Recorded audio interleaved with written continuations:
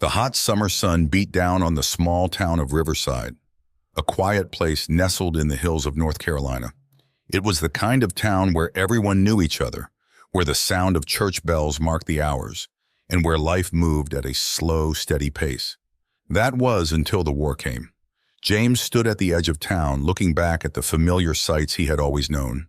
The white-painted houses, the tall oak trees that lined the main road, and the small general store where he used to buy candy as a boy. But none of that seemed important now.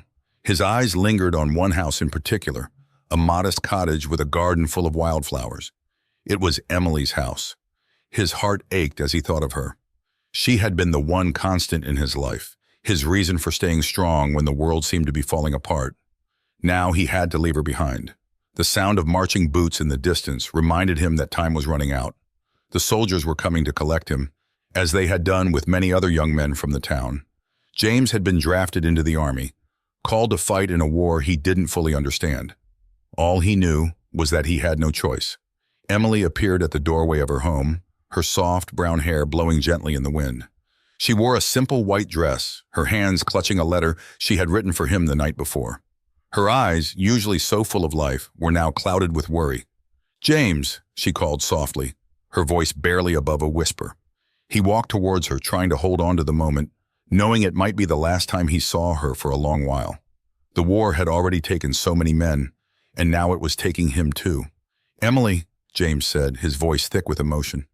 He took her hands in his, feeling the cool touch of her fingers. "I don't want to leave you, but I have to." "I know," she replied, her eyes filling with tears. I wish things were different." James swallowed hard, trying to keep his own tears at bay. "I'll write to you," he promised, "as often as I can. We'll get through this, Emily. We have to." She nodded, but the fear in her eyes was unmistakable. "Promise me you'll come back," she whispered, her voice trembling. "I promise," James said, though deep down he knew it was a promise he might not be able to keep. The war was unpredictable, and he had no idea what horrors awaited him on the battlefield. Emily handed him the letter she had written. "Keep this with you," she said softly, "so you won't forget me." "As if I ever could," James replied, his heart aching with the thought of leaving her behind. The sound of the approaching soldiers grew louder. James knew he had to go. He leaned down and kissed Emily gently on the forehead, memorizing the feel of her skin, the scent of her hair. He wanted to remember everything about this moment. "I love you," he whispered. "I love you too," Emily replied, her voice barely audible. And then, with a final glance, James turned and walked away, joining the line of young men who were marching to war. As he walked, he clutched Emily's letter in his hand, holding on to it like a lifeline. He didn't know when he would see her again. The only thing he knew for certain was that the world he had known was now behind him, and an uncertain future lay ahead. The war was relentless. It dragged on longer than anyone had expected. At first, James wrote letters to Emily every week. He would tell her about the training, the long marches, and the comrades he had made along the way. He tried to keep the letters light, not wanting to worry her with the harsh realities of war. But as the months passed, the battles grew more frequent, more violent. The noise of cannon fire and the cries of wounded soldiers became James's new reality. Each day was a fight for survival, and soon the letters became less frequent. Sometimes he couldn't find the strength to write. Other times, he didn't have the words. He would sit in the dark, thinking of Emily, wondering if she was still waiting for him, wondering if she still had hope. The war was changing him, hardening him in ways he hadn't expected. He began to fear that even if he did make it home, he wouldn't be the same man who had left Riverside. One night, as the cold wind howled through the camp, James sat by the fire, holding the letter Emily had given him the day he left. He hadn't opened it yet. For some reason, he had been saving it, as if the unopened letter was the last piece of home he had left. With trembling hands, he finally unfolded the letter and began to read. Her words were simple, but filled with love and hope. She told him to be strong, to remember that no matter how far away he was, her heart would always be with him. As he finished reading, tears filled James's eyes. He folded the letter carefully and placed it in his pocket, close to his heart. The battles may get harder, and the future may be uncertain. But one thing remained constant. Emily was waiting for him, and as long as she was, he would find a way to survive. The cold air bit at James's skin as he crouched behind a large oak tree, his breath coming in shallow, quiet gasps. His heart pounded in his chest, not from the usual rush of battle, but from the fear of what he was about to do. For weeks, the idea had been growing in his mind, like a seed planted by the horrors he had seen on the battlefield. Now the thought of staying another day in the army seemed unbearable. He had lost too many friends. He had seen too much death. The latest battle had been the final straw. The cannon fire, the screams of men, the sight of bodies scattered across the field. It was all too much. The world had become a nightmare, and every day James wondered if he would wake up from it. But the nightmare continued, and he realized that the only way to escape it was to leave. It wasn't just fear that pushed him to this decision. It was the thought of Emily. The memory of her kept him alive, kept him moving even as his soul grew numb from the violence around him. He couldn't stay here any longer. He had to find his way back to her. The camp was quiet that night, the soldiers too exhausted from the day's march to stay awake for long. James had watched them, one by one, fall asleep around the fire, their faces hardened by the strain of war.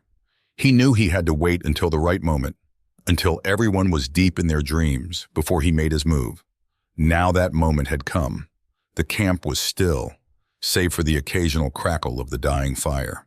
The guards at the edge of the camp were half asleep, their rifles resting lazily against their shoulders.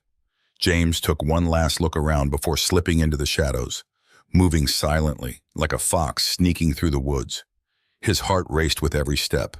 If they caught him, there would be no mercy. Deserters were punished severely, often by hanging or worse. But none of that mattered now. The only thing that mattered was getting home. As he left the camp behind, the forest swallowed him in darkness. The moonlight filtered through the trees, casting long, eerie shadows on the ground. James moved carefully, his eyes scanning the area for any signs of danger. The road back home was long and dangerous, and he knew he would have to rely on every bit of his training to survive. For the first few hours, the woods were silent, save for the occasional rustle of leaves in the wind. But as the night wore on, James began to hear noises that made his pulse quicken. A branch snapping in the distance, the soft footfall of something or someone moving through the forest. He pressed himself against the trunk of a tree, holding his breath, straining to listen. Were they soldiers? Was it the enemy? Or worse, his own army looking for deserters? The footsteps grew louder, and James's heart pounded in his chest. Slowly, he peered around the tree and saw a group of soldiers moving through the woods, their eyes scanning the darkness. They were searching for something, and James had a sinking feeling that he knew exactly what or who it was. He had to move, and fast. Slipping silently through the underbrush, James made his way deeper into the woods, careful not to make a sound. The soldiers were close, but the thick forest provided enough cover for him to stay hidden. His pulse pounded in his ears, and every step felt like it could be his last. The forest stretched on endlessly, and James realized that the journey home would be far more dangerous than he had imagined. The war may have been behind him, but the soldiers still controlled the land. They were looking for deserters like him, and the punishment would be swift if he was caught. He kept moving, only stopping when the soldiers' voices faded into the distance. The night stretched on, cold and silent, and James's legs began to ache from the constant walking. He knew he couldn't stop for long.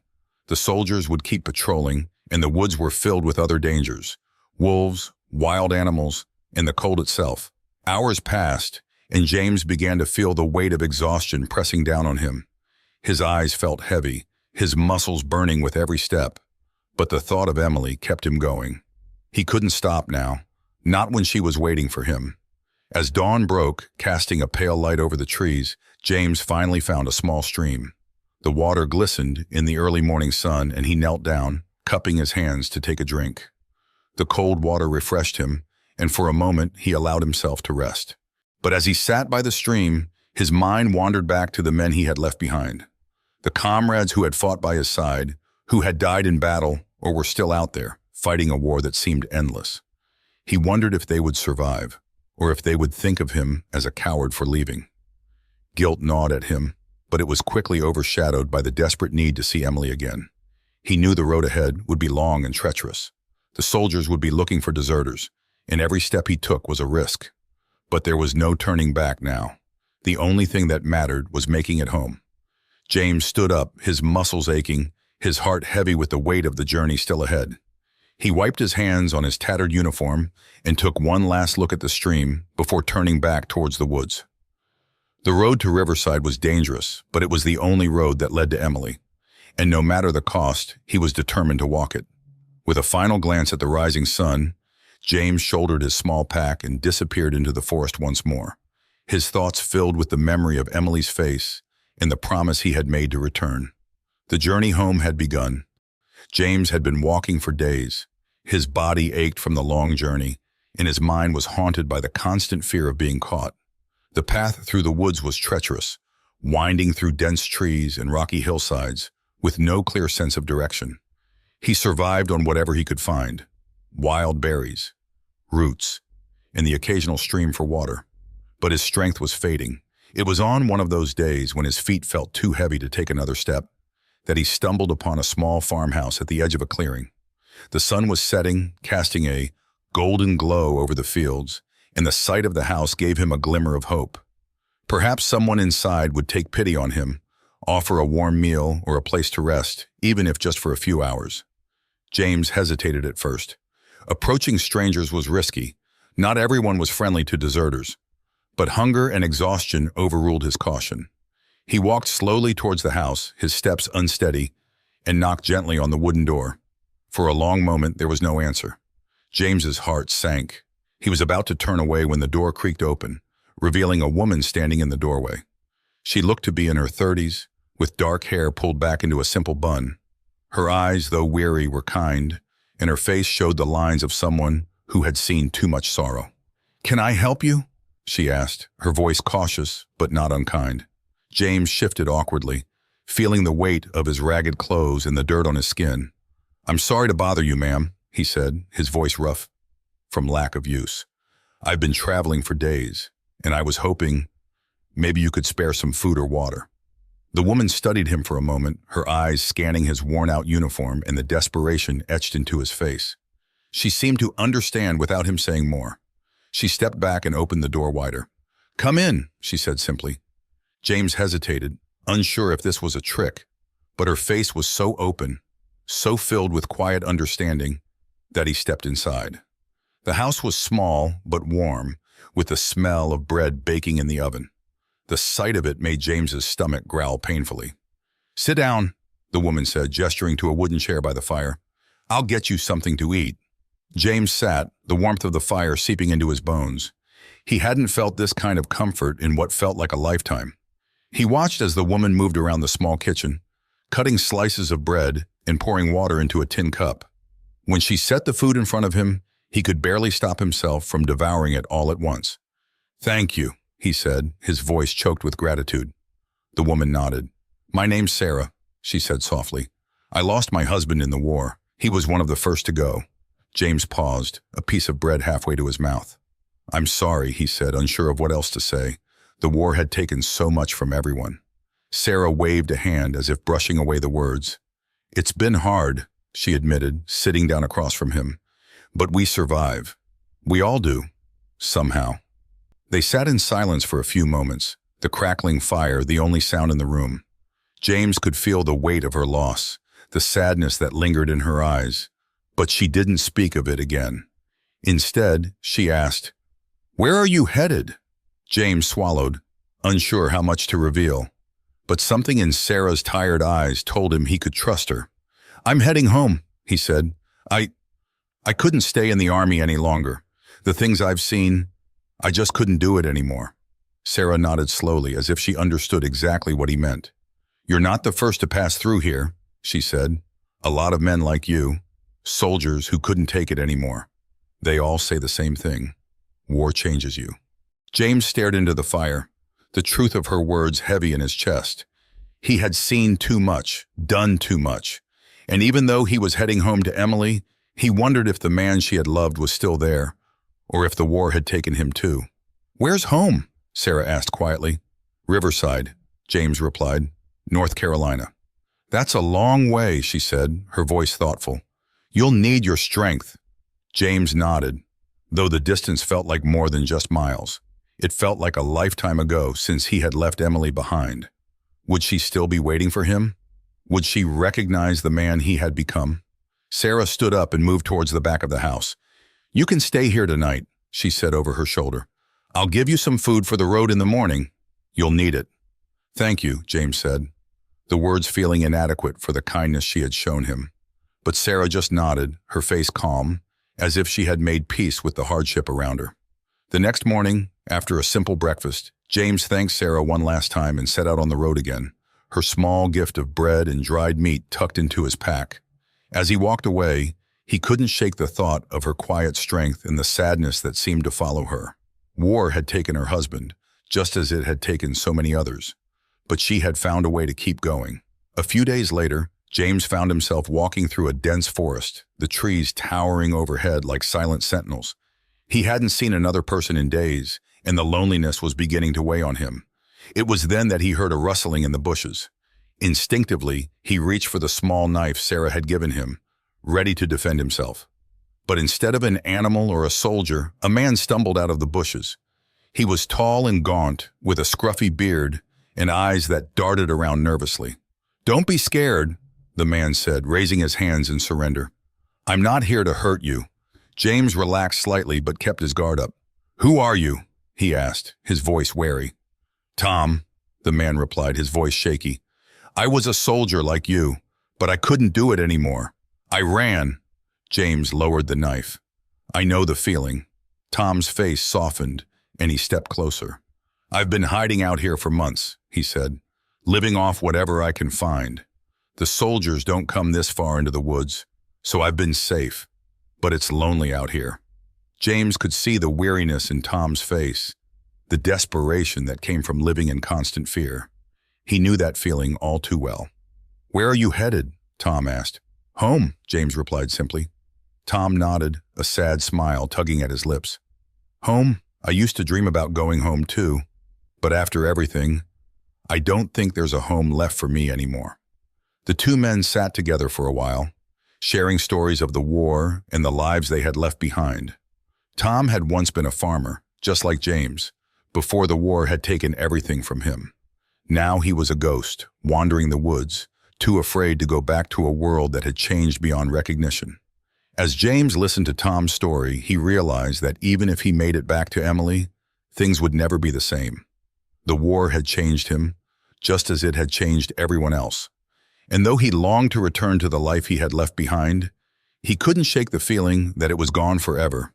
When they parted ways the next morning, James thanked Tom for his company. As he watched the man disappear into the woods, James felt a new weight settle on his shoulders. The road ahead was still long, but it wasn't just the miles he had to travel. It was the realization that the world he was returning to would be different from the one he had left. And yet, despite the uncertainty, one thing remained clear. He had to keep moving. Emily was waiting for him, and as long as she was, there was still hope. The early morning sun cast a pale light over the fields of Riverside. Emily stood at the edge of her family's farm, looking out over the rows of crops that stretched endlessly before her. The soil, once rich and dark, now seemed as tired as she felt. It had been months since she had last heard from James, and each passing day chipped away at the hope she had clung to for so long. But Emily refused to let that hope die. She wiped her brow with the back of her hand and picked up the heavy basket that was filled with freshly picked vegetables. The weight of it pulled at her arms, but she was used to the strain by now. With James gone, the responsibility of keeping the farm running had fallen entirely on her. There was no one else to help, no one to share the burden. But Emily had always been strong, and she was determined to keep the farm alive, no matter how hard it got. As she walked back toward the farmhouse, the familiar creak of the gate caught her attention. She turned to see Mr. Anderson, her neighbor from the next farm over, walking up the path. He was an older man with a thick mustache and kind eyes that always seemed to carry a hint of concern. "Morning, Emily," he called out as he approached. "Morning, Mr. Anderson," Emily replied, trying to hide the exhaustion in her voice. Mr. Anderson tipped his hat to her and glanced at the heavy basket she was carrying. "You've been working yourself to the bone again, haven't you?" he asked, his voice filled with fatherly concern. Emily smiled, though it didn't reach her eyes. "I'm managing," she said. "There's a lot to do." Mr. Anderson shook his head, clearly unconvinced. "You don't have to do it all alone, you know. I can send my boy over to help, or I can come by myself. The farm's too much for one person, especially a young woman like you." Emily stiffened slightly at his words. She knew he meant well, but the last thing she wanted was to be treated like she couldn't handle things on her own. She had always been independent, and even though the work was hard, it was hers to do. "I appreciate the offer, Mr. Anderson," she said, setting the basket down on the porch. "But I can manage, really." He studied her for a moment, his face lined with worry. "Emily, it's been months. You've got to face the fact that that he might not be coming back." Emily felt a sharp pang in her chest at his words, but she quickly pushed it down. She couldn't let herself think that way. "Not yet. I haven't given up hope," she said quietly. "He promised he'd come back. I have to believe he will." Mr. Anderson sighed, his shoulders slumping slightly. "I understand," he said, though his voice was heavy with doubt. "But hope won't keep the farm running." Emily glanced at the fields, feeling the weight of his words. The crops needed tending, the animals needed feeding, and the house itself was starting to fall into disrepair. It was overwhelming, and there were times, late at night when she lay in bed, too exhausted to sleep, when she wondered if she could keep going. But then she would think of James, of the letters he had written her, of the way he had looked at her that last day before he left. He had promised to come back, and Emily had promised to wait for him. She wasn't going to break that promise. "I'll be fine," Emily said, her voice firm. Mr. Anderson hesitated, clearly torn between wanting to help and respecting her wishes. "All right," he said finally, "but if you ever need anything, you know where to find me." "I know," Emily said, offering him a small, grateful smile. "Thank you." He nodded and tipped his hat again before turning and walking back down the path. Emily watched him go, a part of her grateful for his concern, but another part of her determined to prove that she could do this on her own. Once he was out of sight, she picked up the basket again and carried it inside the farmhouse. The house was quiet, the way it always was now. The absence of James hung in the air, a constant reminder of the life they had planned to build together, a life that was now on hold, suspended in uncertainty. Emily set the basket down on the kitchen table and began sorting through the vegetables. As her hands worked mechanically, her mind wandered to the stack of letters she kept in the drawer by the bed. James's letters. She had read them so many times that she had memorized every word, every line. But it had been months since the last one arrived, and as much as she tried to stay hopeful, the silence was deafening. After finishing her work in the kitchen, Emily stepped outside again, breathing in the crisp air. The sky was a brilliant blue, the kind of day that James would have loved. He used to talk about how much he missed the clear skies of Riverside when he was away at war. Emily closed her eyes, imagining his voice, his laughter. She could almost feel his presence beside her, as if he were still here. But when she opened her eyes, the emptiness returned. She headed toward the barn, her feet crunching against the gravel path. The animals needed feeding, and there was always something to fix. Broken fences, loose shingles on the roof. The work never ended, but in a way that was a blessing. It kept her busy, kept her mind from wandering too far into the dark places where fear and doubt lived. As she worked, she thought about the life they had dreamed of. James had always talked about expanding the farm, raising a family, and growing old together. They had even picked out names for their future children, laughing about what their lives would look like in 5, 10, or 20 years. It all seemed so distant now, like a dream she couldn't quite reach. The day wore on, the hours blending together as Emily moved from one task to the next. By the time the sun began to set, painting the sky in shades of orange and pink, she was exhausted, her muscles aching from the day's labor. But there was still more to do. There was always more to do. As she walked back toward the house, she paused at the edge of the field, looking out at the setting sun. It was moments like this that she missed James the most. He had always loved watching the sunset, and they used to sit together on the porch, talking about their future as the sky darkened. Emily's throat tightened as she thought of him. She hadn't cried in a long time, not since the day he left. She had promised herself she would be strong, that she wouldn't let the fear consume her. But standing there with the weight of the day pressing down on her, the tears finally came. They fell silently one after the other as Emily stood alone in the fading light. She missed him. She missed him more than she could put into words. But even as the tears fell, she knew one thing for sure. She wasn't giving up. She would keep working, keep waiting, because James was out there. He had to be. And until he came back, she would do everything she could to keep their dream alive. Wiping her eyes, Emily turned and walked back toward the house, her heart heavy, but her resolve unshaken. The war may have taken a lot from her, but it hadn't taken her hope. And as long as she had that, she could keep going. Because no matter what, she believed that James would come home. And when he did, she would be ready. The road to Riverside felt endless. Each step James took seemed to stretch out before him, as if time itself had slowed, testing his endurance. His body was exhausted, worn down by months of walking, hiding, and fighting to survive. His clothes were tattered, his boots scuffed and thin, barely offering protection against the rough ground. But none of that mattered anymore. He was close, so close he could feel it in his bones. The last stretch of the journey had been the hardest. His mind was filled with doubts, whispers that echoed in his thoughts as he walked through the familiar landscape of North Carolina. Would Emily still be waiting for him? Would she even recognize him? He had changed so much. The man who had left Riverside was not the same man who was returning. War had stripped away pieces of him, leaving behind scars both visible and hidden. As he rounded the bend in the road, the sight of the town came into view. Riverside, his home. For a moment, James simply stood there, staring at the place he had dreamed of for so long. The houses were just as he remembered, nestled among the rolling hills, with smoke rising from chimneys and the faint sound of life stirring in the distance. But there was something different about it now, something quieter. The war had touched every corner of the country, and Riverside had not been spared. His heart raced as he continued walking, each step bringing him closer to the farm he had left behind. The sun was setting, casting a warm golden light over the fields, and James could see someone moving among the crops. His breath caught in his throat. It was her, Emily. She was bent over, her hands working methodically, pulling weeds from the soil. Her hair, once always neatly tied back, was loose now, strands falling over her face as she worked. The sight of her stopped James in his tracks. He had imagined this moment 1,000 times, rehearsing what he would say, how he would feel. But now that it was here, words escaped him. All he could do was watch her, the woman who had kept him going through every dark night and long day. James took a step forward, his foot crunching against the gravel path.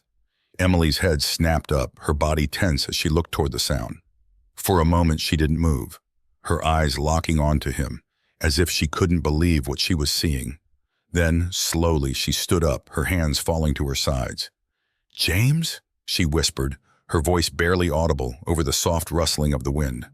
James swallowed hard, his throat tight with emotion. "It's me, Emily." For a heartbeat, neither of them moved. The distance between them felt insurmountable, a gulf created by months of separation and the silent weight of everything they had been through. But then, as if some invisible barrier had broken, Emily ran toward him, her eyes wide with disbelief and tears. She threw her arms around him, burying her face in his chest as sobs racked her body. "You came back," she cried. "You came back." James held her tightly, his own tears falling, as he pressed his face into her hair. "I promised you I would," he whispered, his voice shaking with the effort to keep control. "I told you I'd come back." For a long time they stood there, wrapped in each other's arms, the world around them fading away. It was as if the war, the fear, the pain, they all melted into the background, leaving only the two of them standing in the quiet field. But even in that moment of reunion, James could feel the weight of everything they had lost. Emily pulled back slightly, her hands cupping his face as she looked at him, really looked at him. Her eyes searched his, and James could see the mixture of emotions in her gaze. Relief, joy, but also something else, something sad and uncertain. "You're different," she said softly, her fingers brushing the rough stubble on his chin. "You've changed." James's heart clenched at her words. He had known this would happen, had feared it. "So have you," he replied, his voice gentle but heavy with understanding. He could see it in her, too, the way her eyes no longer sparkled with the carefree light they once had, the way her shoulders seemed to carry an invisible weight. The war had changed them both. Emily stepped back, wiping at her eyes with the back of her hand. I didn't know if you were ever coming home, she admitted, her voice thick with the pain of all the months she had spent waiting, hoping, and fearing the worst. I tried to stay strong, but there were days. I know, James said, reaching for her hand. I know. There were days when I wasn't sure I'd make it either. They stood there for a moment, the silence between them filled with everything they didn't need to say. The war had taken so much. Time, innocence, the simple life they had once dreamed of. But standing here together again, James realized that there was still something left. There was still love. I thought about you every day, James said quietly. You kept me going, Emily. No matter how bad it got, I held on to the thought of coming back to you. Emily's eyes softened, and she squeezed his hand. I never gave up on you, she whispered. Not once. They walked slowly toward the farmhouse, side by side, the evening sky painted in shades of orange and pink. As they approached the porch, Emily hesitated for a moment, glancing back at the field where she had been working. I've been trying to keep everything going, she said, her voice apologetic. The farm, the animals. It's been hard, James. I didn't know if I was doing it right. James stopped and looked at her, his heart swelling with admiration. You've done more than enough, he said, his voice filled with gratitude. You kept this place alive, Emily. You kept our dream alive. She smiled, though there was still a trace of sadness in her eyes. But it's different now, isn't it? Everything's different. James nodded, knowing she was right. The war had left its mark on both of them, and even though they were together again, there was a new reality they had to face. They had to rebuild, not just the farm, but their lives, their relationship, everything they had once taken for granted. But James also knew that they could do it. They had survived the hardest part, and as long as they had each other, they could find a way forward. We'll figure it out, he said, his voice steady with quiet determination. We've been through too much to give up now. Emily looked up at him, her eyes shining with unshed tears, and nodded. We will, she whispered. We'll find a way. And as they stood there, in the fading light of the day, James realized that while the war had changed them both, it hadn't taken away the most important thing. They were still together, and together they could face whatever came next. Their reunion, though bittersweet, was the beginning of a new chapter, a chapter where the past lingered in the shadows, but the future was still theirs to shape. And as they stepped into the house, hand in hand, James knew that no matter what the future held, they would face it together.